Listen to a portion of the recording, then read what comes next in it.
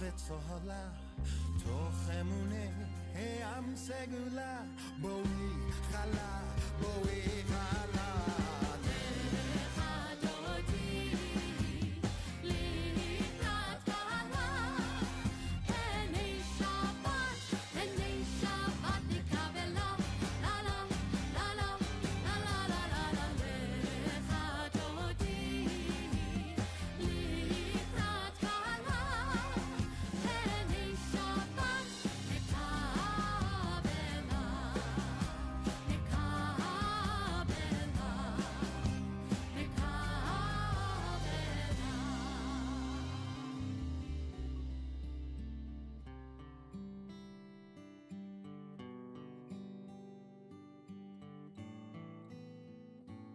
Shalom Rav al Yisrael Amcha Tasim Leolam Shalom Rav al Yisrael Amcha Tasim Leolam Shalom Rav al Yisrael Amcha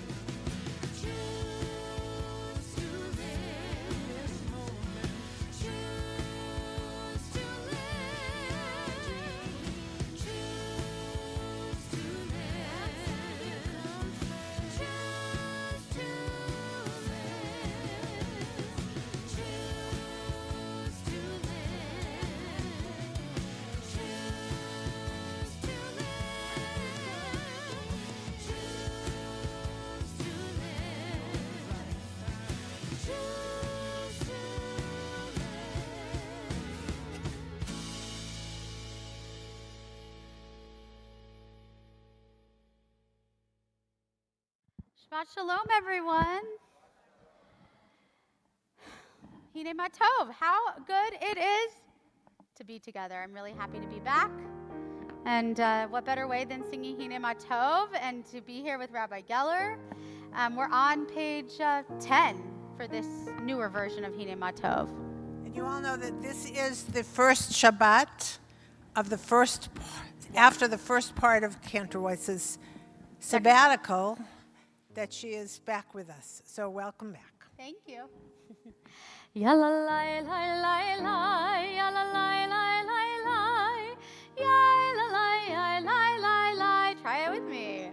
Yalla lai lai lai lai, yalla lai lai lai lai, yalla lai lai lai. Let's do that again. Yalla lai lai lai lai, yalla lai lai lai lai, yalla lai lai lai lai. Yalla lai lai lai lai, yalla lai lai lai lai, yalla lai lai lai. Hine matov, you sing hine matov. Umanahim, umanahim, shevet kulanu gam yachad.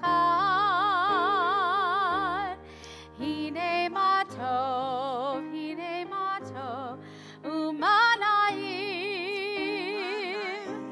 shevet kulanu gam yachad. Yalla lai lai lai lai, yalla lai lai lai lai, yalla lai lai lai lai, yalla lai lai lai lai, yalla lai lai lai lai, yalla lai lai lai. Hine matov, you're gonna know it. Umanahim, shevet kulanu gam yachad. You should be learning it by now. Hine matov. There we go.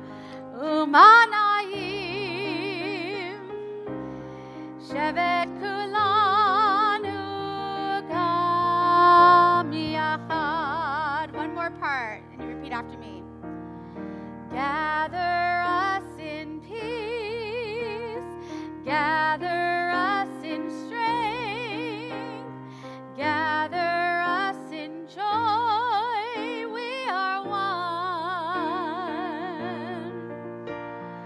Gather us in peace, gather us in joy, gather us in strength, we are one.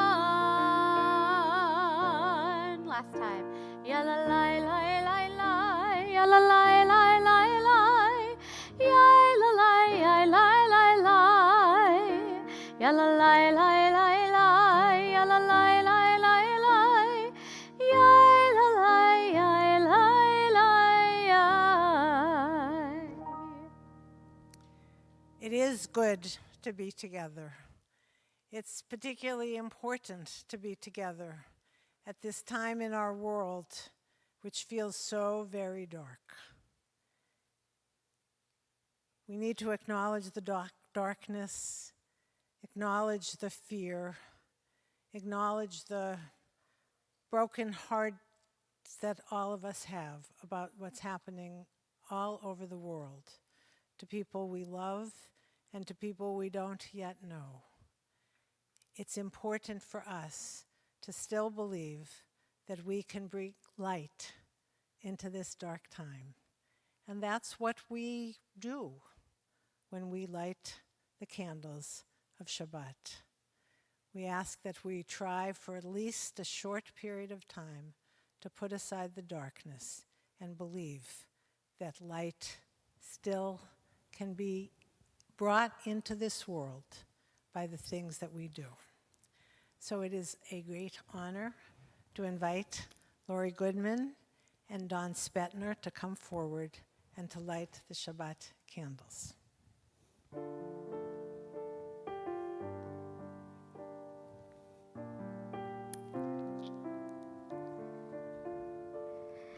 Yai lai lai lai lai lai lai lai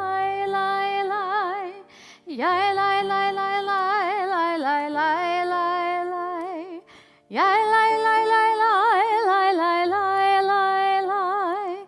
Yai lai lai lai lai.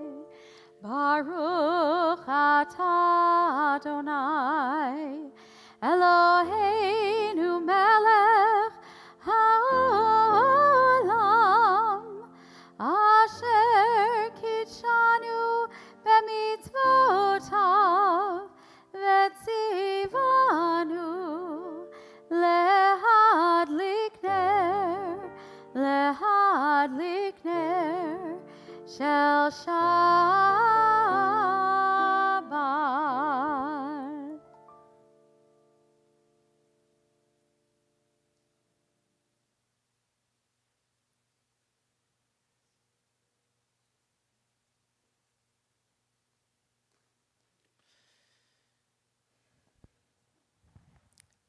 There are many different reasons why people come to synagogue tonight. For many of us, it's to learn with our scholar in residence. For others, it's to remember somebody that we lost at this time of year. For others, it's because some joy happened during the week that we want to connect to. So it is our tradition here at Emanuel to take a few minutes now and to think back over our week, to do a Chazarat HaShavua, a review of the week, and try to remember what you were doing last Saturday night and Sunday, and then take a few minutes to go through the week. And in order to help you do that, I wanted to read a poem that you might have seen in this week's Jewish Journal. It's by Rick Lupert, and it's called No One Likes to Answer the Phone Anymore. The Torah portion this week, Vayikra, and God called. Thanks to texting, no one likes to answer the phone anymore. It rings like a surprise from another decade. What are they thinking, we think? Why don't they send a message? Could whatever this is have been an email? And in my Torah of communication, the answer to that is always yes. We've even trained our parents and grandparents to text us, though if only they'd stop signing their names to the text. But this call that Moses received, this is the one we've been waiting for. This is the one that gets through our do not disturb. This is the one we'd brag about if we were the bragging type. We wouldn't talk much on this call. Just listen, internalize every word, then document it as a sacred text. This is the call that tells us what to do. The instructions are specific: food, peace, sin, and guilt. We'll know what to do in every situation. Here's the thing. The phone has been ringing this whole time. Can you hear it? This is the call you've hoped would come. You know who it is. Answer it. Take some time now and review your week and think about that call.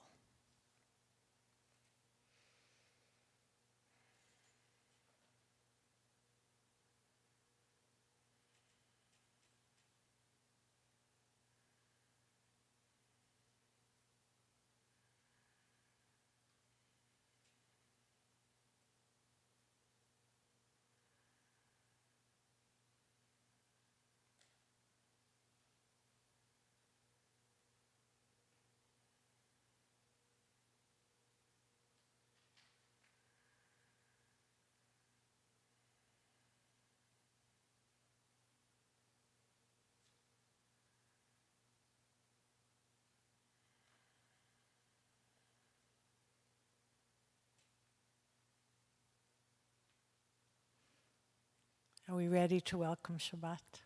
Yes. L'chadodi. Page 20. 20, Page 20. I think.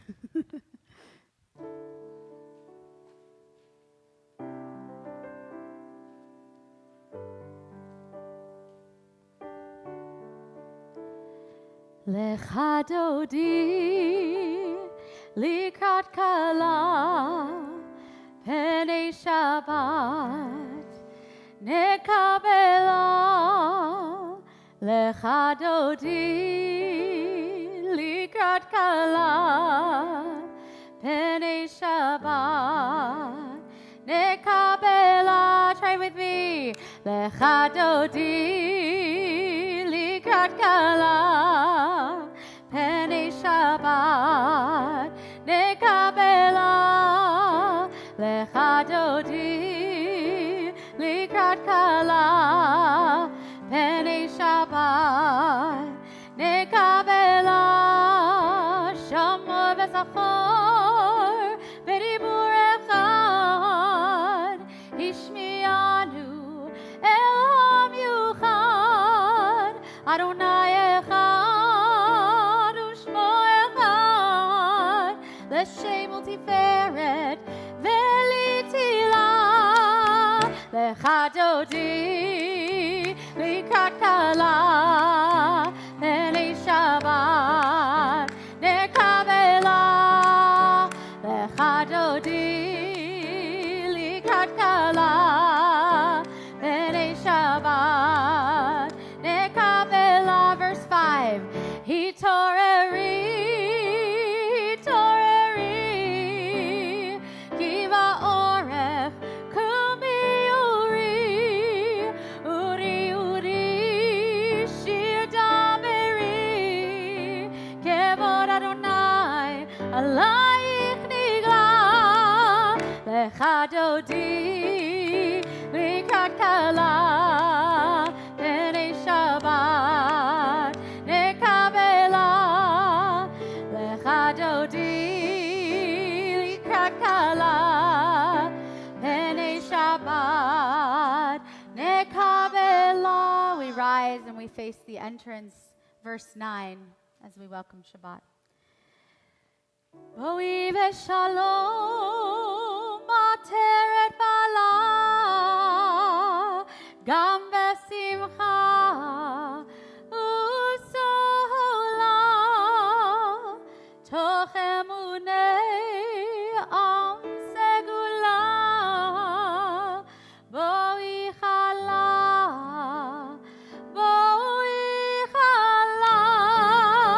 lecha dodi likrat kala penei Shabbat nekabela lecha dodi likrat kala penei Shabbat nekabela. We're ready to come together as a congregation with the call to prayer. The Baruch Hu is on page 28.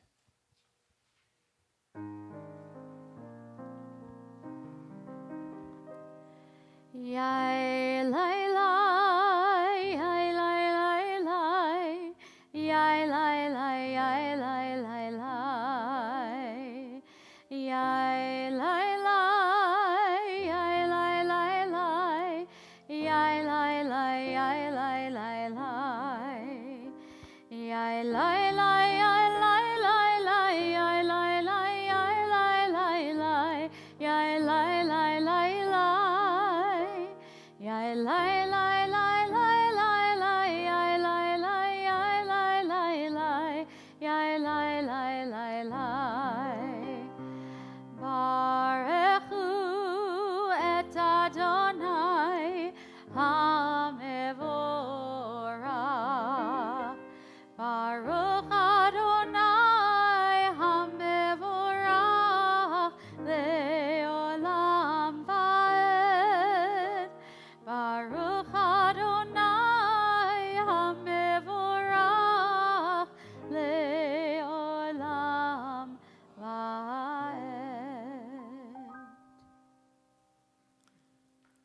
On page 33, as you taught Torah to those whose names I bear, teach me Torah too.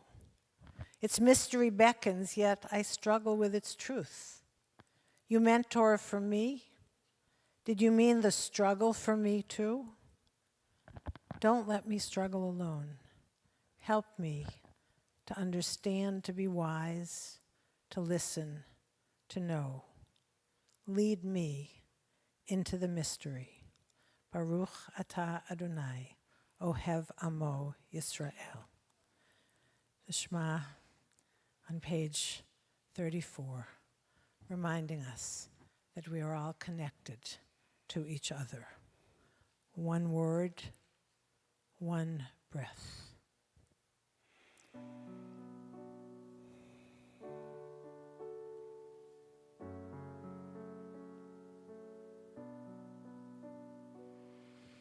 Shema Yisrael, Adonai Eloheinu, Adonai Echad. Shema Yisrael, Adonai Eloheinu, Adonai Echad. Shema Yisrael, Adonai Eloheinu, Adonai Echad. Shema Yisrael, Adonai Eloheinu, Adonai Echad. Baruch Shem Kavod Malchuto Le'olam Va'ed. You may be seated. We continue on page 36. With Michamocha. No, with the Vicha. Oh, we're doing Ve'ahavta. I'm sorry. Ve'ahavta et Adonai Elohecha v'chol levavcha u'v'chol nafshecha u'v'chol me'otecha v'hayu hadvarim ha'elech asher anochi metzavecha hayom al levavecha Veshinantam levanecha, v'dibarta bam, v'shivtecha v'veitecha, u'lechtecha v'derech, u'shochvecha u'kumecha, u'kshartam le'ot al yadecha, v'hayu letotafot bein einecha, u'ktavtam al mezuzot beitecha, u'visharecha, Leman tiskeru, vasitem et kol mitzvotai, vitem kedoshim leloechem. Ani Adonai Elohechem, asher hotzeiti etchem me'eretz Mitzrayim, liot lachem lelohim. Ani Adonai Elohechem, Elohechem, amen. We're standing at the sea. Pharaoh's armies are behind us. We can't go forward. We can't go back. What gives us the courage to take that first step for the waters to part and for us to be able to celebrate on the other side? Michamocha, page 40.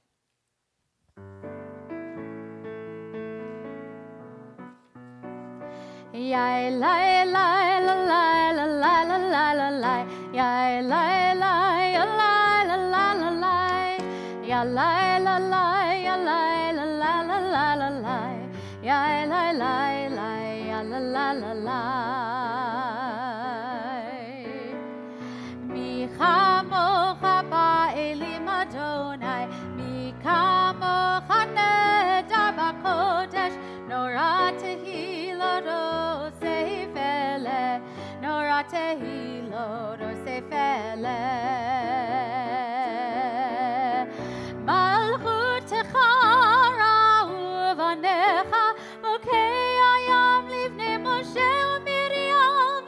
Ze Elianu ve'amru, Ze Elianu ve'amru. Adonai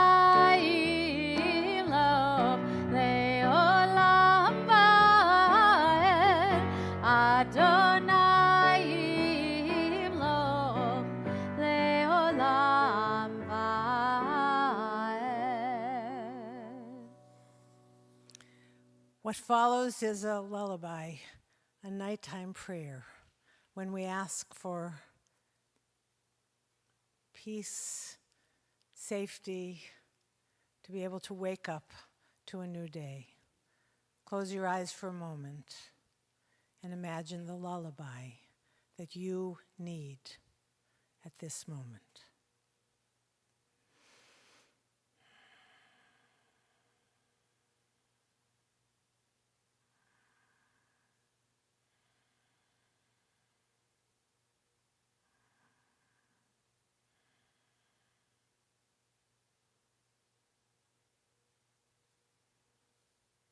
Baruch atah Adonai, haporeh sukat shalom, aleinu v'al kol amo Yisrael, v'al Yerushalayim.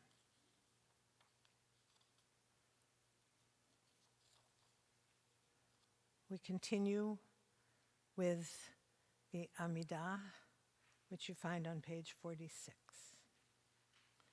If it's comfortable for you to rise in body or in spirit, please do. Page 46.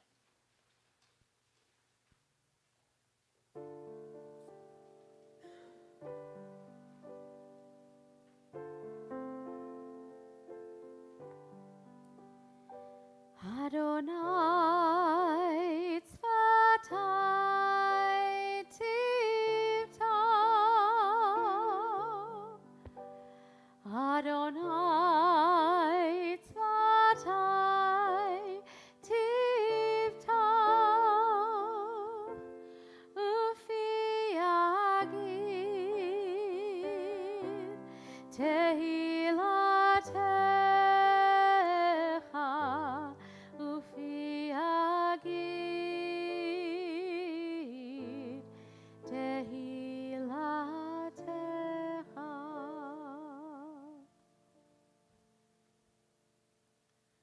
It's traditional to offer the evening Amidah individually. It begins on page 47. Use the words of the prayer book or the words in your own heart. This is the time when you get to pour out your heart. When you're finished with your own individual prayer, you may be seated.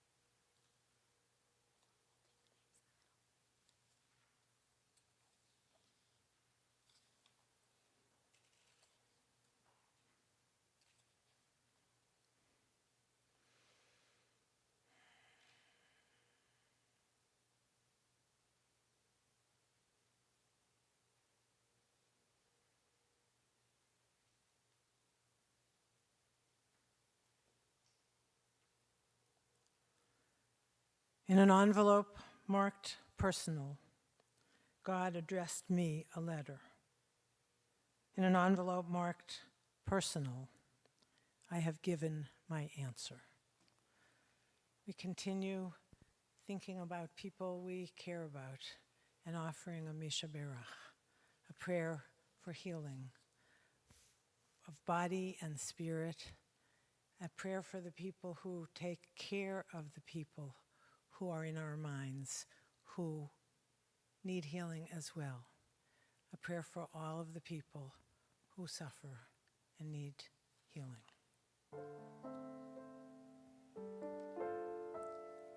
Page 253. Mi shebeira avotenu mekor habracha leimotenu. May the source of strength, who bless the ones before us, help us find the courage to make our lives a blessing, and let us say Amen.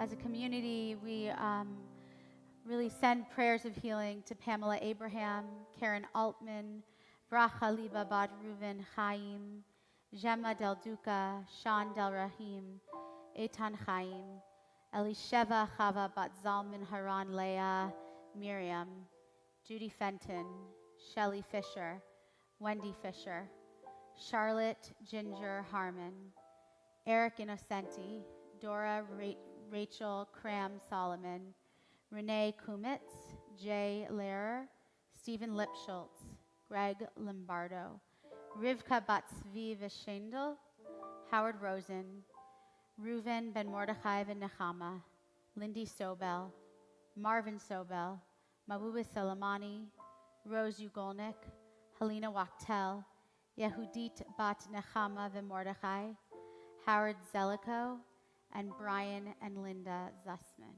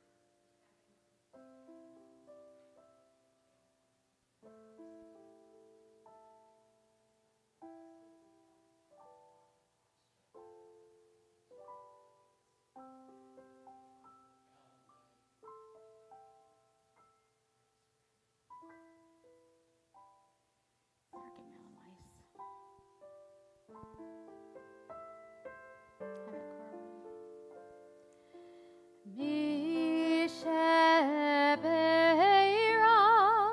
imotenu mekor habracha lavotenu. Bless those in need of healing with refuah shlema, the renewal of body, the renewal of spirit, and let us say Amen.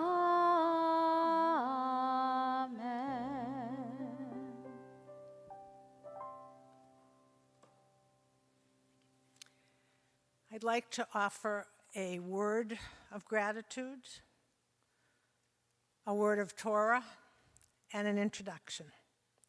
First, gratitude to Lori Goodman and Elisa Newman-White, who chaired the Scholar in Residence program.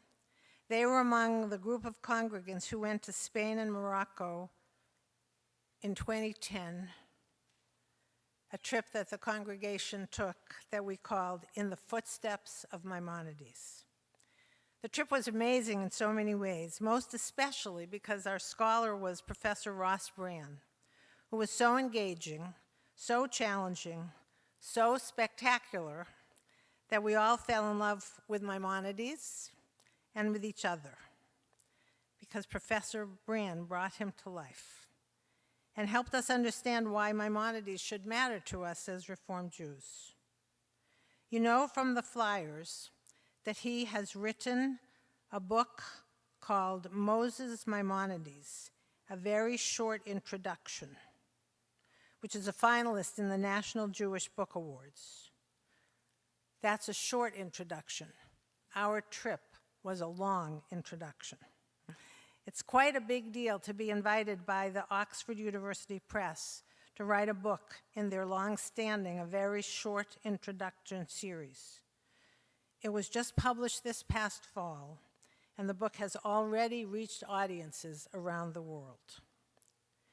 Professor Brann is the author of several books and lots of essays on the intersection of Jewish and Islamic culture.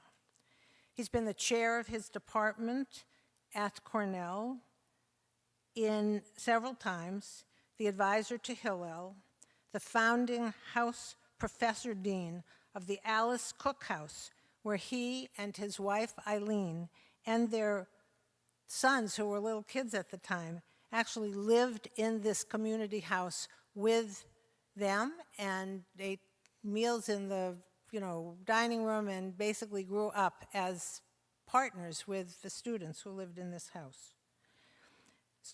He was named the Stephen H. Wise Presidential Fellow, which is Cornell's highest honor for engaging students in and out of the classroom, as well as lots of other teaching awards.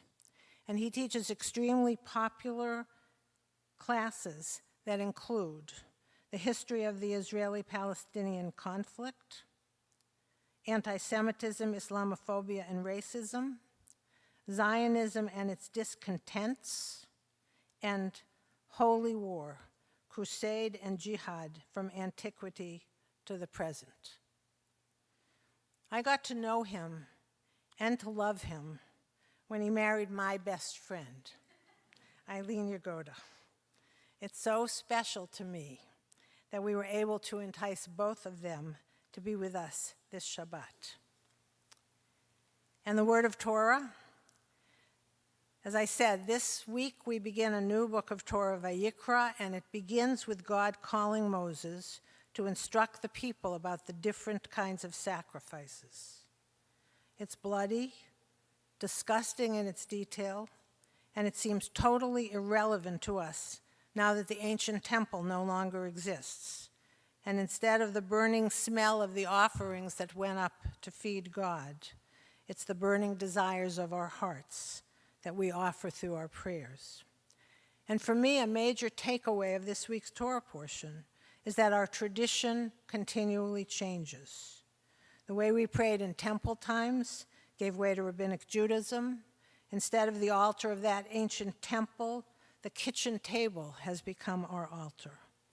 And the way we prayed has changed over these millennia, including the time of Maimonides. His landscape was one of uncertainty, exile, and danger, a landscape that feels eerily like our own. What can we learn from him about what it means to be a Reformed Jew? So tonight, Professor Brann will share with us why all this matters in a short Devar Torah, and then tomorrow at our Emanuel service, he'll offer the Torah study, then lunch, and which will be followed by a major interactive teaching from 1 to about 2:30 tomorrow. So it is really a pleasure for me to introduce my friend, my teacher, my chosen family.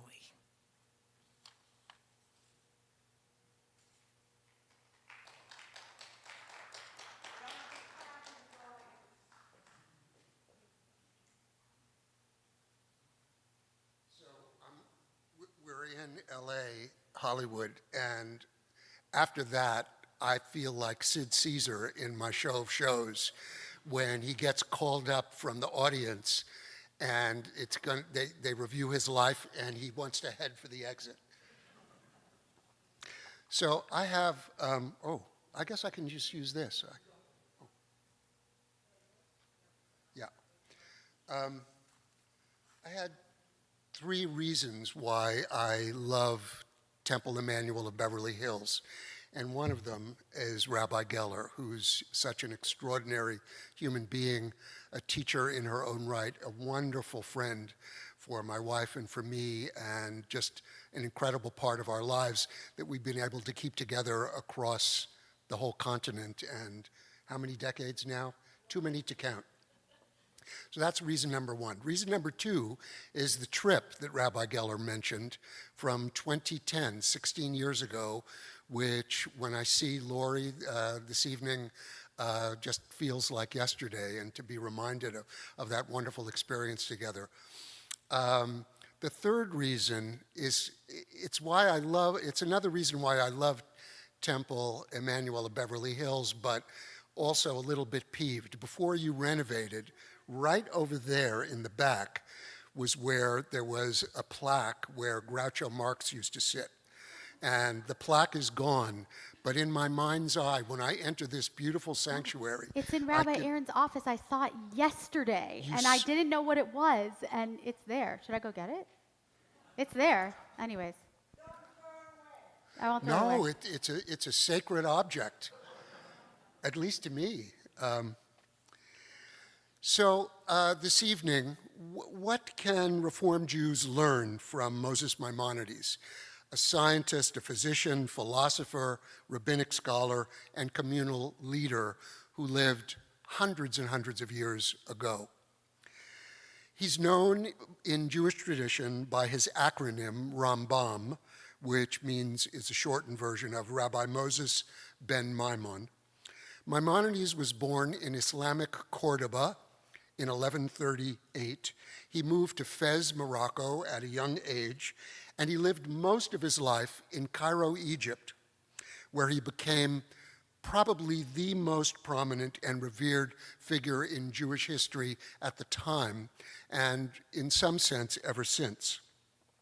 His impact and his acclaim loom large still in Israel, in Egypt, in Morocco, in Spain, and of course in the United States, gracing the name of buildings and Torah study centers and hospitals and medical facilities and so on, all these years after his death in 1204. Reform Judaism pays Maimonides his due, of course. The flyer said, "You've heard his name," so at least we know that much, that we're on the same page. Reform Judaism pays him his due because he was an extraordinary Jewish scholar and preeminent historical figure. It might have ended there, except for what I'm going to talk about this evening and tomorrow. His principal Jewish activity, aside from study, was delineation and systematic organization of halakha, Jewish law. He did so that, in his mind, every single Jew, educated or less than educated, could observe all of the 613 divine commandments revealed to Moses at Mount Sinai. For Maimonides, each of those commandments, and all of the things connected to them and flowing from them, enjoining or forbidding, and without exception, served a rational purpose in conveying correct opinions, moral qualities that we should adopt, and political civic actions that we must follow as a Jewish community. To put it another way, these divine commandments guide the individual and orient the community toward a life of perfection, as close as we can get. At least that's how he thought of it. Ostensibly, then, Maimonides appears to have little to teach Reform Jews. But Maimonides' understanding of one of the central tenets of modern Reform Judaism, tikkun olam, repair the world, also appears to diverge a bit, at least, from the way in which it's understood in Reform tradition. something that your Orthodox critics are very frequently excited to raise and to mention and note. Recall that its phrasing in the Aleinu prayer, Litaken Olam, is qualified with two more words, B'malchut Shaddai. The translation in your very own Temple Emanuel of Beverly Hills, 3rd edition Shabbat Morning Siddur, precisely captures Maimonides' interpretation of this important doctrine, to repair the world as the kingdom of Shaddai, the Almighty. Not simply to repair the world, but to repair the world as the kingdom of Shaddai. So, we're on the same page as Maimonides in that Siddur. And I suppose we'll use it tomorrow morning. What exactly am I doing here speaking to a Reformed Jewish community about Maimonides, beyond what I've already said? Viewed in an unconventional way, and I admit it's quite unconventional, I think the Reform movement's commitment in its own way to Jewish ritual, to study and learning, to theology, to ethics, and community as the critical components of Jewish life owe a great deal to Maimonides' life's work and his direct influence on the evolution of Judaism as a civilization. Accordingly, we can learn a great deal and benefit from becoming more acquainted with him and especially his thinking. Consider a central strain in Maimonides' experience, thought, and teaching. Before he became a master rabbinic scholar, Moses was a wunderkind trained in mathematics, astronomy, and the biological sciences. And I'm looking at least one physician I know that's in the community this evening. There might be more. You never know where they're lurking.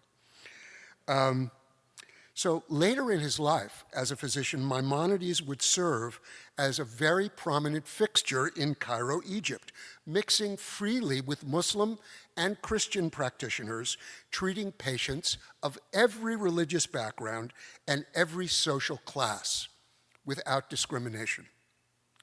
Maimonides learned to observe a problematic condition, to study it very carefully, and to diagnose it accurately, and only then to prescribe a remedy. This is a practice that he followed as a physician, but it's also a practice he followed as a Jewish scholar and as a leader of the Jewish community. Muslim notables beset by certain, I'll just call them medical issues, I'm actually going to tell you what they were, turned to this very much sought-after physician to prescribe cures for their respective maladies. Moses compiled and composed 2 medical treatises we can read today. There are actually many more. I think we have at least 11 of them that have been recovered. They were written in Arabic. So one of them, for one of these Muslim notables, was on hemorrhoids. I think I can say that on Shabbat from the pulpit. Maimonides wrote it, I should be able to say it. And the other one was for a different problem, not too far removed, on coitus, for someone who is having some issues with that.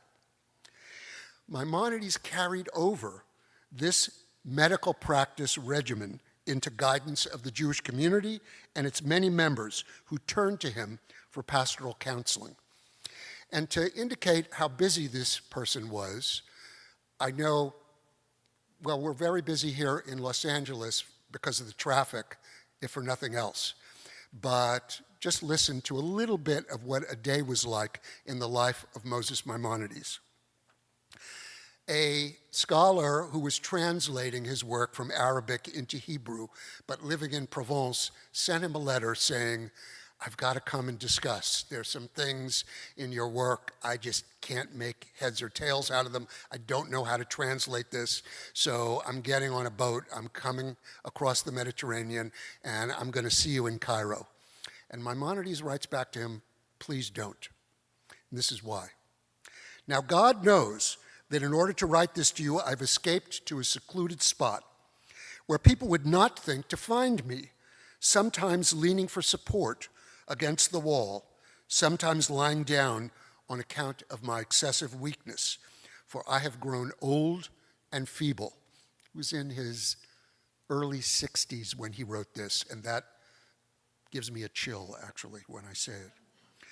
With regard to your wish to come here to me, I cannot but say how greatly your visit would delight me, for I truly long to commune with you and would anticipate our meeting with even greater joy than you.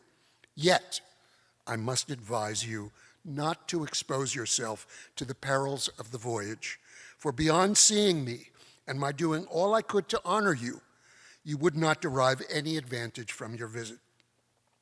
Do not expect to be able to confer with me at all. I dwell in Old Cairo, and the Sultan whom I serve resides in New Cairo. These are 2 Sabbath days' journey distant from one another. My duties to the Sultan are very heavy. I am obliged to visit him every day early in the morning. And when he or any of his children or any of the people in his harem are indisposed, I dare not quit New Cairo, but must stay during the greater part of the day in the palace. It also frequently happens that 1 or 2 of the royal officers fall sick, and I must attend to their healing. Hence, as a rule, I repair to New Cairo early in the day, and if nothing unusual happens, I do not return to Old Cairo and my home until the afternoon. Then, I am almost dying with hunger. I find my antechamber to my office filled with people, both Jews and Gentiles, nobles and common people, judges and bailiffs, friends and foes, a mixed multitude who await the time of my return. This is his medical office.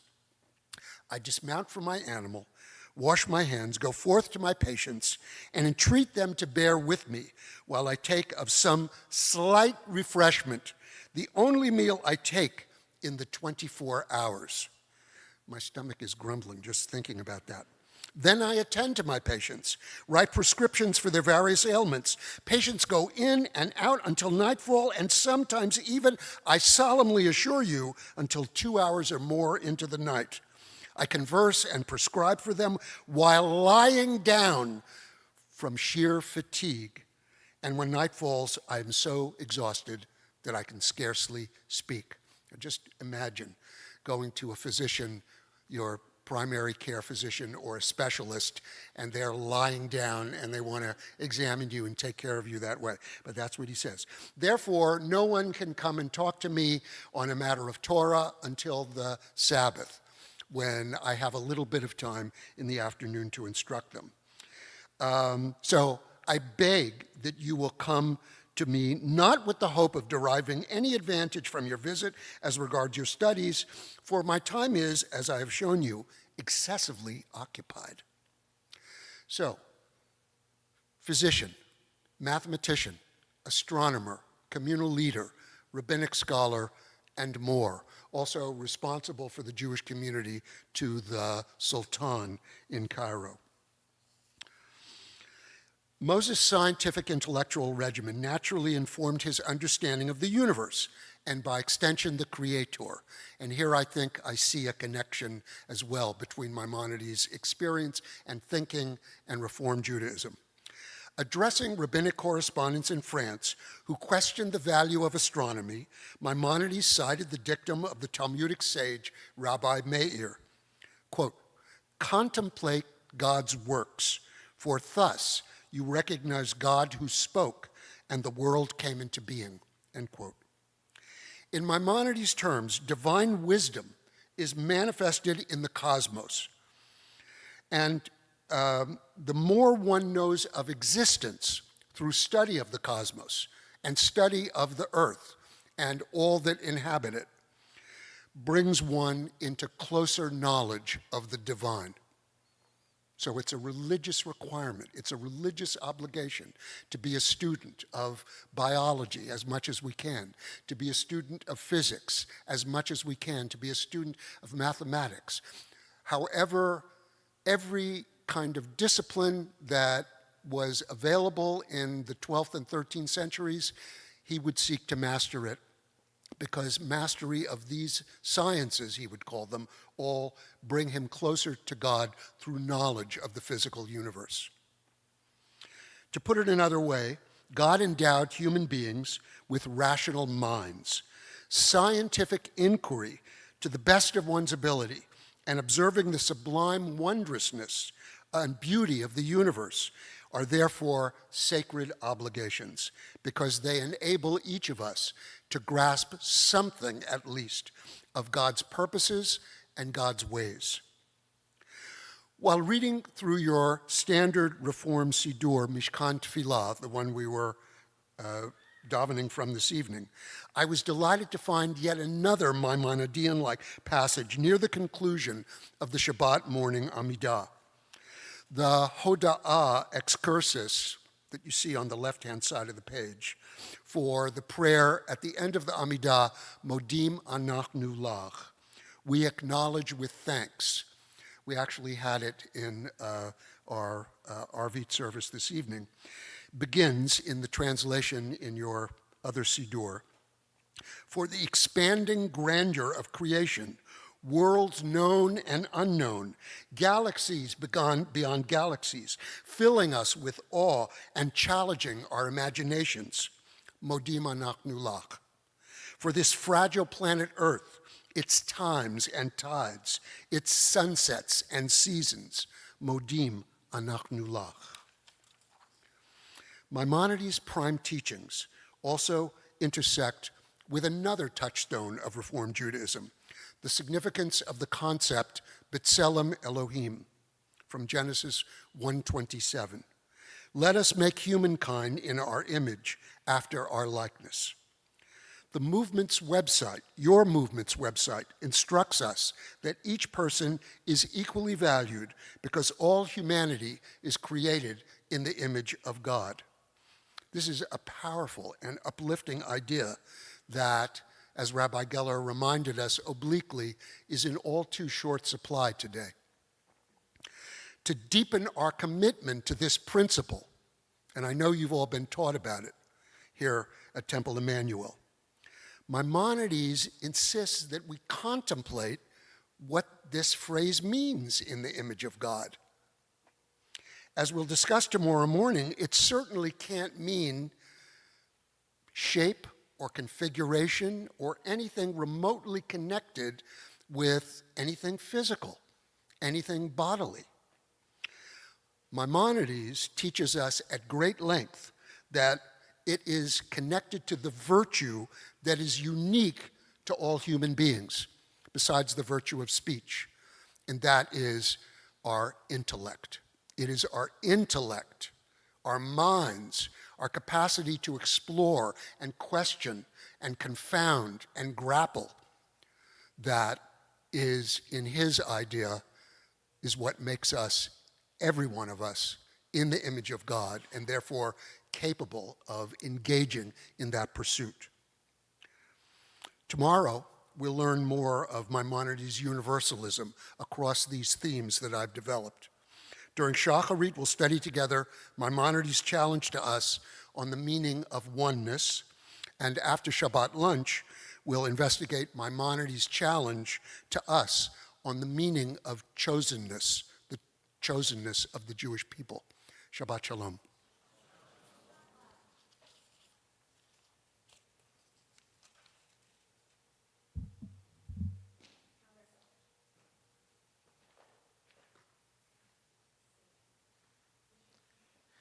Modim anachnu lecha. Thank you. I look forward to the continual learning that we'll go home and think about this and come back tomorrow morning and engage in this struggle. We turn now to Aleinu, which is on page 282. We rise. Aleinu means it is on us. It is up to us.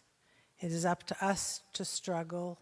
It is up to us to take the challenge of what it means to create a world where all of us can, in fact, express the imagination and the becoming that is the birthright of every human being, every child of God. Aleinu. עלינו לשבח לאדון הכל, לתת גדולה ליוצר בראשית, שהוא נוטה שמיים ויוסר ארץ, ומושב יקרו בשמיים ממעל, ושכינת עוזו בגבהי מרומים, הוא אלוהינו אין עוד. ואנחנו קוראים ומשתחווים ומודים לפני מלך מלכי המלכים הקדוש ברוך הוא. 287 ונאמר והיה אדוני למלך על כל הארץ ביום ההוא ביום ההוא יהיה אדוני אחד ושמו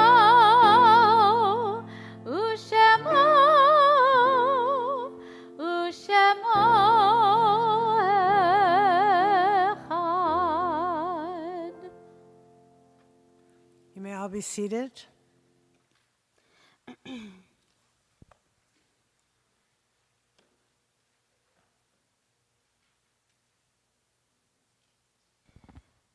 In a moment, we're going to continue with our Mourner's Kaddish on page 294. If you are here within your period of Shiva, the first 7 days, we ask you to rise and share your loved one's name with us. For Shloshim, the first 30 days. If you would like, we would invite you to say a few words about the person that you are remembering.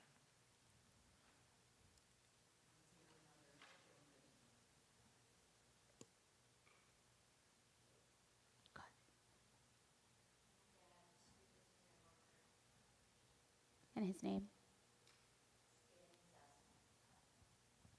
Please continue to stand. As a community, we remember Joan R. Goodman, Jill Polet Khan, Michael Schwab, Rabbi Jerry Ram Cutler, Reuben Epstein, and Dr. Stanley Zussman. Is there anyone here who is remembering someone within the first year of loss? Parent, a loved one. Beautiful. Finally, if you are here for a yort site for commemoration of in the season of the loss of a loved one, I'm going to share some names here. We'll have our full list of names on the screen, and then we'll take your names. Jonathan Lachman, Joseph Lipson, Millie Okeneff, and Diane Nichols Solomon.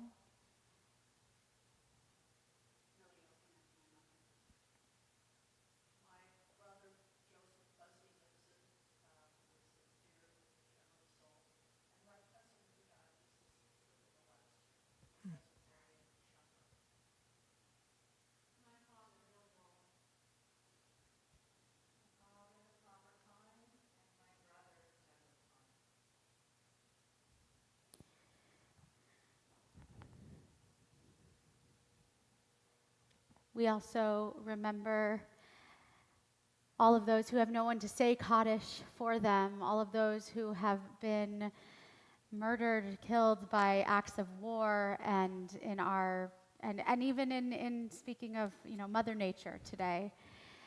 Please rise if it is your custom, as we will continue with the Mourner's Kaddish on page 294.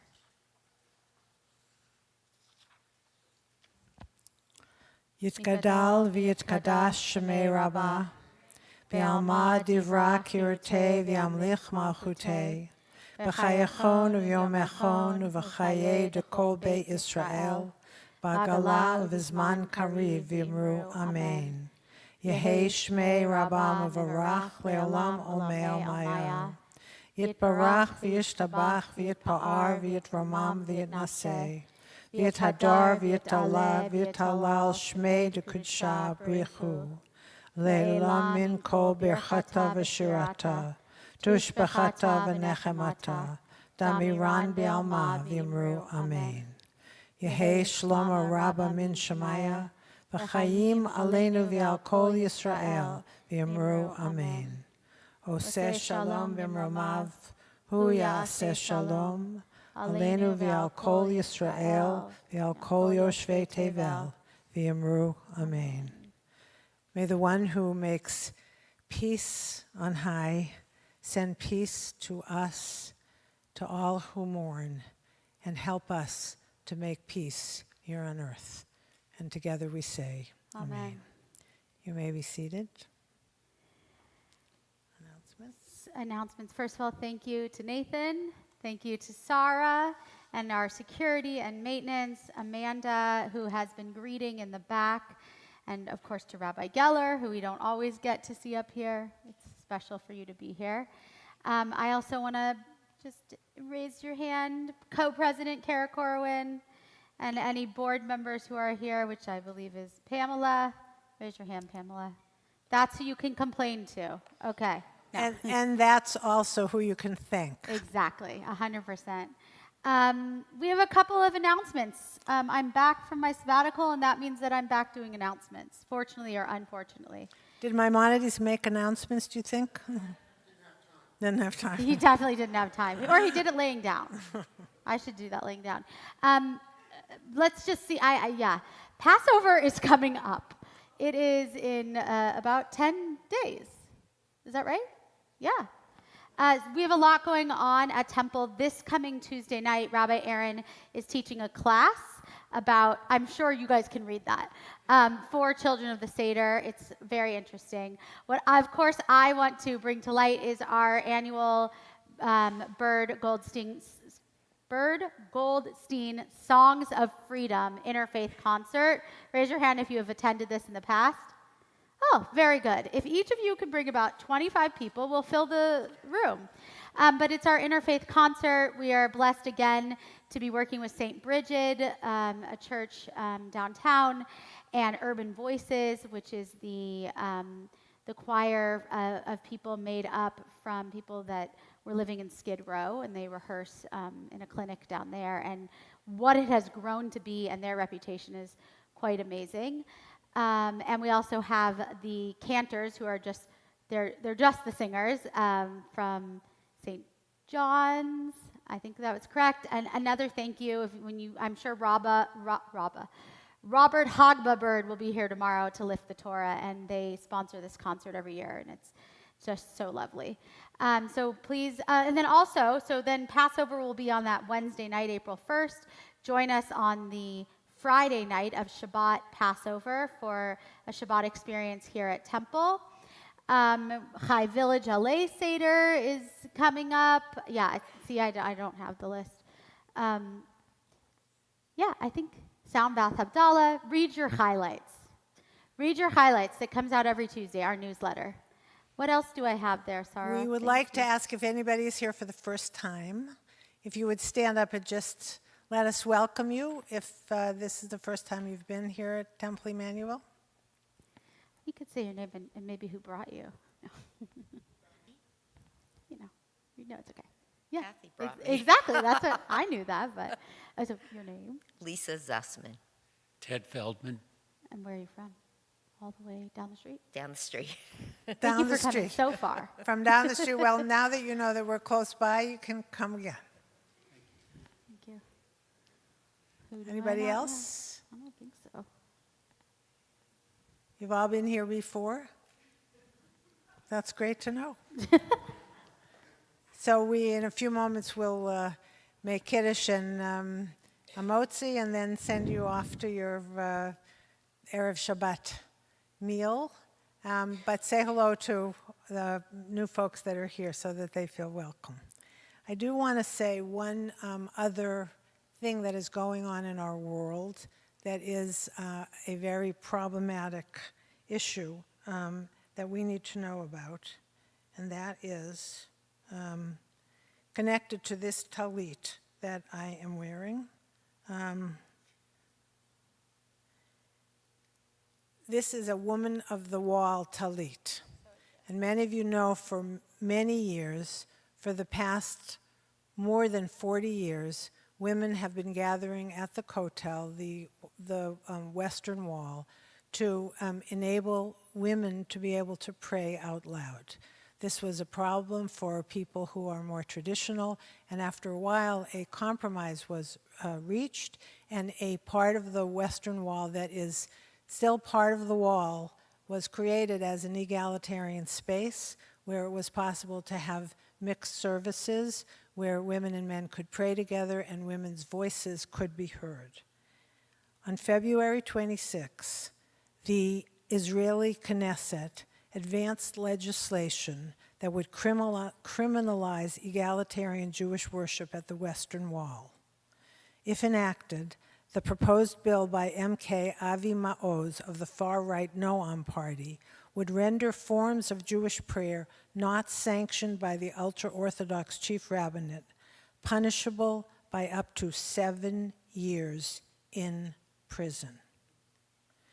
This alarming proposal represents an unprecedented attempt to criminalize mainstream Jewish worship in the Jewish state. It's a direct affront to Jews all over the world. And if this passes, it passed the first reading in the Knesset, in the committee, it goes to the Knesset for approval, and then there will be a second and third reading. If it passes, it means that liberal Judaism in Israel will become criminal, and that Israel will be one of the only countries in the world where we cannot be the kinds of Jews we want to be. This is very serious. You will be hearing from the Religious Action Center of the Reform Movement, asking for responses, what we can do. I'm sure that folks here at the temple will be, encouraging us to do whatever it is that we can do to make a difference. But I want you to pay attention to this because it really matters to us. Interesting to ask Ross how Maimonides would have felt about this. Maybe you can answer that question tomorrow. So with that, say it again. Page 324. Oh, it's there. It's there, yeah. We're going to conclude the service differently than we normally do. You have a piece of paper that you got when you came in, yes? That has... But if you didn't. But if you It's in the didn't, it's prayer on page 324. Yigdal is a hymn that was created to be able to celebrate the 13 principles of Maimonides. Very often, those of you who grew up in more traditional synagogues probably heard it on Rosh Hashanah or Yom Kippur. It's not usually sung after a Shabbat service, but we thought it would be a fitting way to end the service tonight. So look at what the English says. These are the 13 principles that Maimonides apparently believed were essential to a legitimate, authentic Jewish life. And the melody that we're doing, as Rabbi Geller alluded to, is what I learned as a student for High Holidays, and that's what we're doing, because Rabbi Geller didn't teach me Yigdal for Shabbat. No, I'm joking. But 324. I didn't teach her any of the things that she sings. Probably that's true. We're going to do the first verse and the second verse, and we'll do some yalalais, and we'll go to the bottom. Yigdal Elohim Chai ve'yishtabach. It's very repetitive. Nimsa ve'enein el metzuto. Echad ve'en yachid ke'ichudo ne'lam ve'gam en sof le'achduto. Same thing.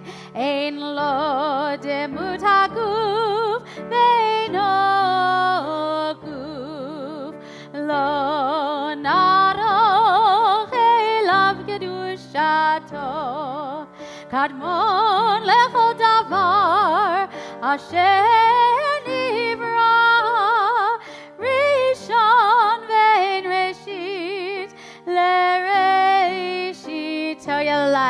ya Elai, ya la la la, ya la la la la la, ya la la la la, ya la la la la la, la la la la la, ya la la la la la la, ya la la ya la la la, ya la la la. Fourth line from the bottom. Yishlach leketz yamim vedut olam kol achai v'yeish yakir yeshuato hayei olam nata betochenu baruch adeyan sheim teilato. I read the second to last one. This is the 12th from our prayer book translation. God deals kindly with those who merit kindness and brings upon the wicked the evil consequences of their deeds. At the end of days, God will send an everlasting redemption. All that lives and breathes will witness God's deliverance. It should only be true. Shabbat Shalom. Shabbat Shalom. Join Please us in join the me back. in the back. Yes.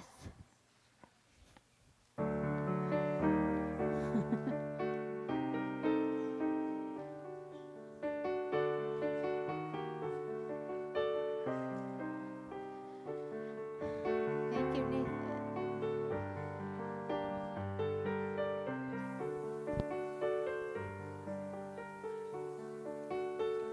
All right, we're gonna do the Kiddush. Baruch atah Adonai Eloheinu haolam borei peri hagafen l'ayom. No, you can undo the holla. Woo! Baruch atah Eloheinu haolam hamo'amin har Hey, Avon. Shabbat Shalom. See you tomorrow morning.